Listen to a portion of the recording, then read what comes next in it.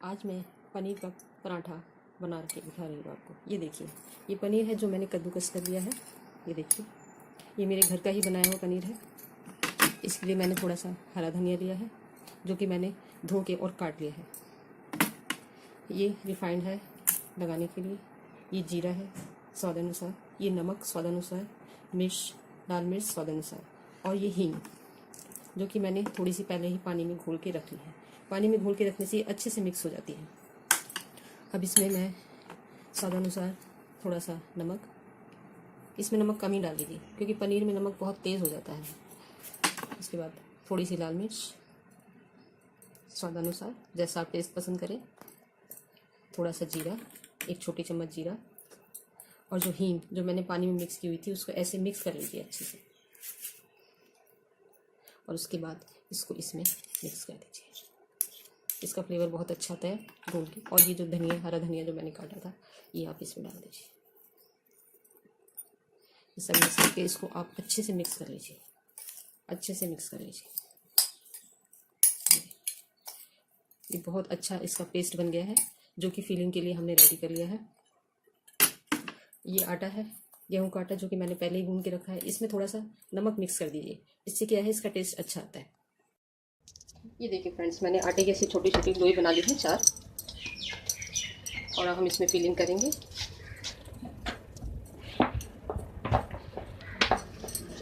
इसमें हम फिलिंग करते हैं, अच्छे से आप भर सकते हैं।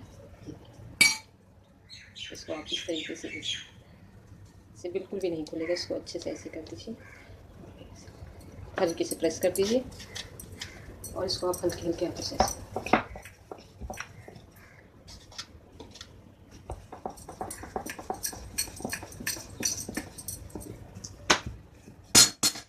कहीं से भी फटा नहीं है, बहुत अच्छा बना है ये। और इसको मैंने जो तवा पहले से गर्म करके रखा था उसमें डाल दीजिए। दूसरी तरफ से भी थोड़ा सीख लीजिए। ये आप इसमें रिफाइंड लगाइए।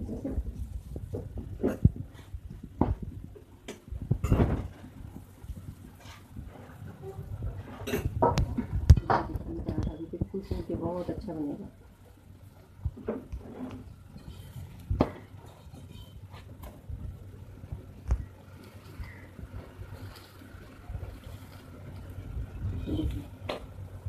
कहीं से नहीं फटा पराठा, बिल्कुल भी कहीं से नहीं फटा।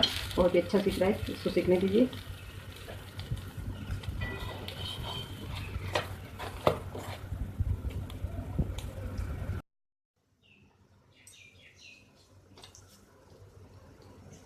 जब तक ये पराठा होता है मैं दूसरा भी तैयार कर लेती हूँ। इस तरह से आप फिलिंग कर लीजिए इसको और इस तरीके से बंद कीजिए। ये बिल्कुल भी नहीं फटता, बहुत टेस्टी अच्छा पराठा बनता है। अब ये देखिए हमारा ये हो गया है। इसको करके तेल लगा लीजिए चारों तरफ। अगर आप ज़्यादा तेल पसंद करते हैं तो ज़्यादा लगाइए, नहीं हल्का लगा।